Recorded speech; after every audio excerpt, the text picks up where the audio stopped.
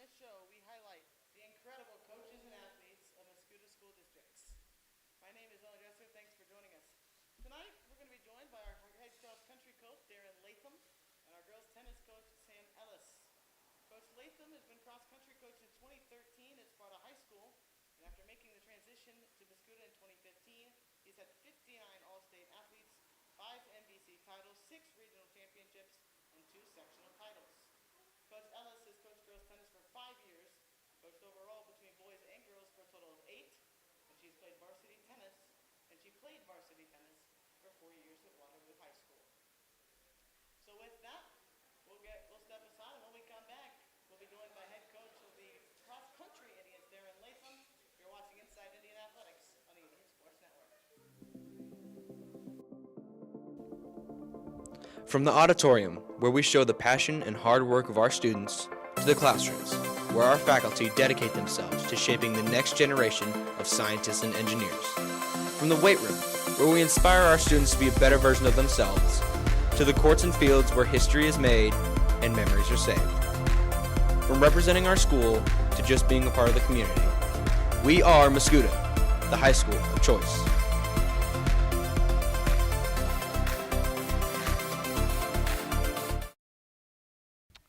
We're back on with Inside Indian Athletics. We're joined by our cross-country head coach, Darren Latham. So, Coach Latham, your girls are off to a hot start to start the season. Yeah, they start off really good. I mean, lacking a little bit of base mileage, but we're getting in shape now, and I think they'll have a good season. All right, so you lost to multi-time state qualifier Leo Cozy at the end of last year. So, with your boys team, what is that like transitioning after losing such a high-caliber runner? Oh, well, we've been through this a lot. We had several cozies throughout the years, and like every year I've been here, so this is the first time without one. But, yeah, it's a transition. Lucas Jensen's stepping up. He's running the times. I mean, he popped out a 15:40 last week, and he's going to take over that lead, and I think the boys will be a good surprise this year. All right, so with that, I want to kind of talk, I know cross-country doesn't quite get some of the publicity everybody else does. But, so take this opportunity. What's the season gone? How's everything gone so far? It's going good. Obviously, I feel like we're started a little behind the 8 ball. We didn't get enough summer running this summer. Didn't kind of hurt that I was in Europe with Avery here, so couldn't get on top of them the whole time. But we're training hard, and they are coming along, and I'm pretty excited for both boys and girls. All right, we're going to transition to a little bit personal here. So, I know that you were in the military for a while, but what developed that love of running that's driven you to where you are now? Yeah, that goes back to being a kid. My dad, when we went to middle school, we had 3 elementary schools come together, and I wasn't too fired up about the sports offering. My dad said, you got to do one, and so I chose track, and tried to hide out, and they made me challenge for the 800, and I ended up winning and realized I was good. And then next thing I know, he's like, it's just one of those sports. The harder you put into it, the more we work, the bigger the benefits. So. Okay, you've been a coach, as I mentioned earlier, since 2013, so that's 13 years, if my math is correct. Yeah, as a head coach. Yeah. So what is your greatest achievement as a head coach of cross-country and track? You can go to track as well if you want. Oh, wow. Yeah. Well, all of them. I mean, all the acolytes of the state championship, the runner-up, the sectional plaques, all that's great. But really, it's just watching people mature over the years. Like seeing a kid come in middle school, not really a standout athlete, and he puts into work. And over the years, you see him develop, and then their senior year, they're all staters. That's probably the most rewarding. All right. That's all I...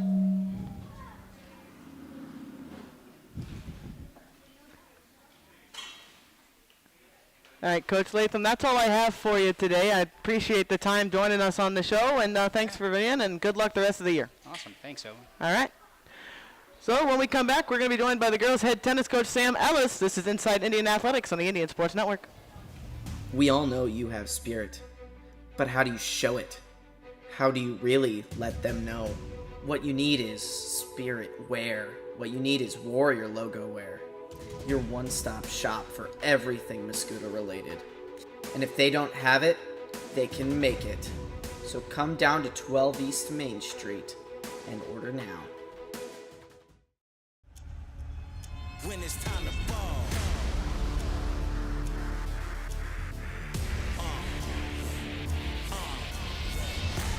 We back in the field. We ready, it's time. It's nothing but hustle inside of the huddle. You know that I grind. A dangerous mind, a weapon of choice when pushing the line. Go overtime and I won't break when it's crunch time. My end game is number one.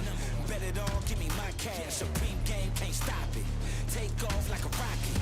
Break it back, don't bend mine. I'm the one now, you can't hide. Legendary like legacy. This is our moment, our time. This is our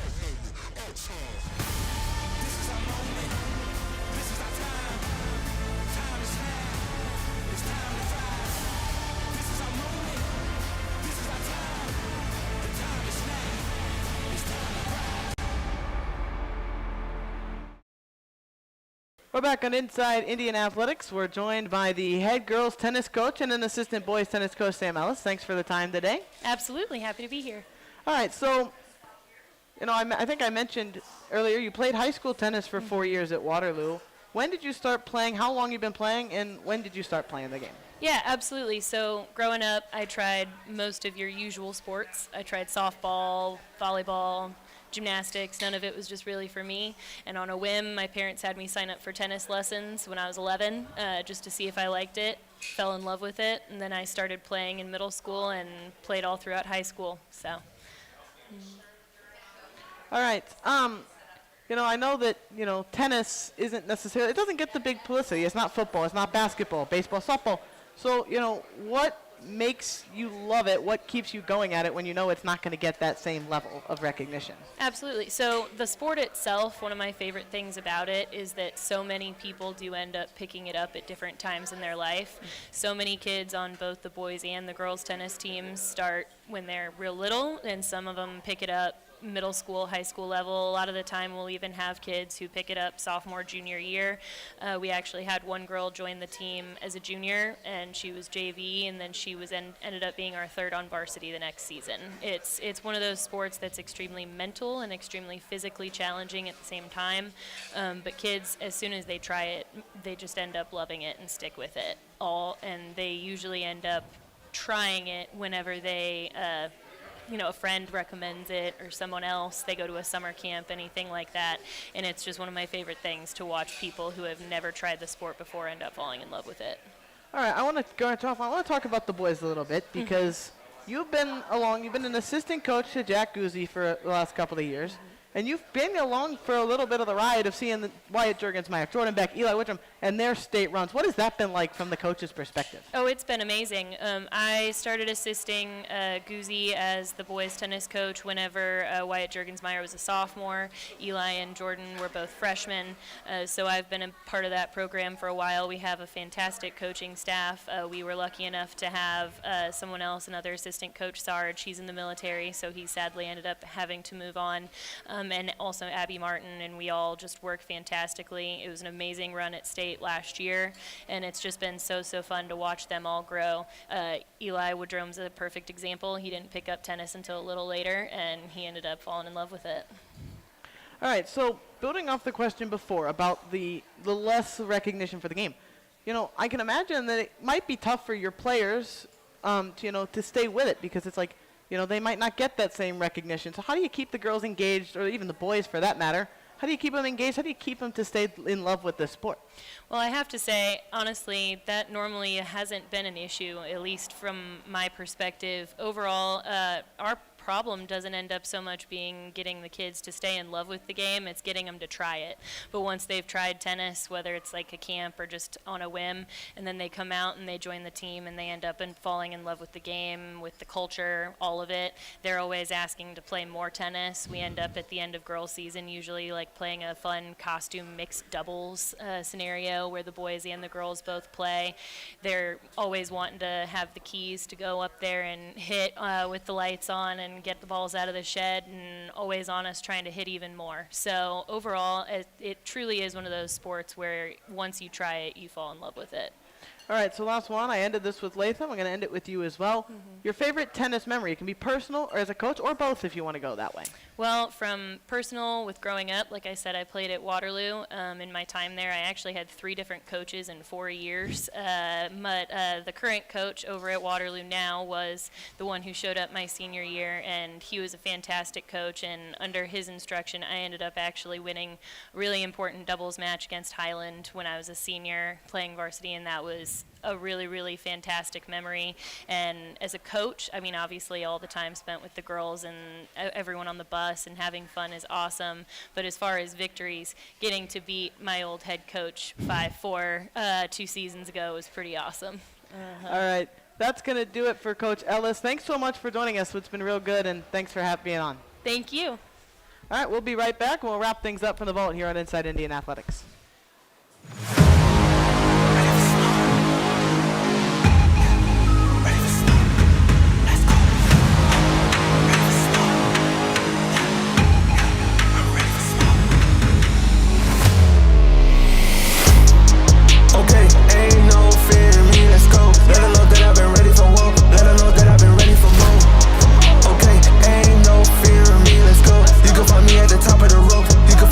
Top of the song, smooth, smooth, smooth, smooth, smooth, smooth, smooth. I'm ready for smooth, smooth, smooth, smooth, smooth, smooth, smooth, smooth. I'm ready for.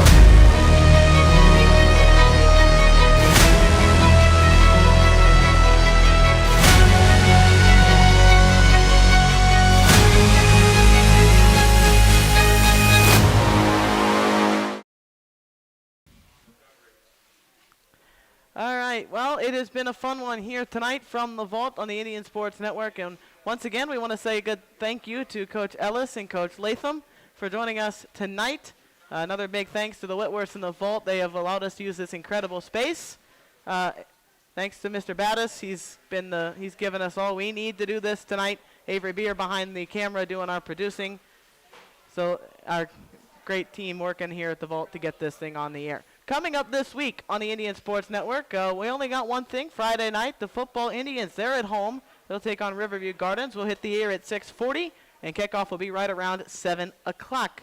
Hudson Huber and I will be on the call on the Indians Sports Network. Once again, thanks for joining us tonight for Inside Indian Athletics. My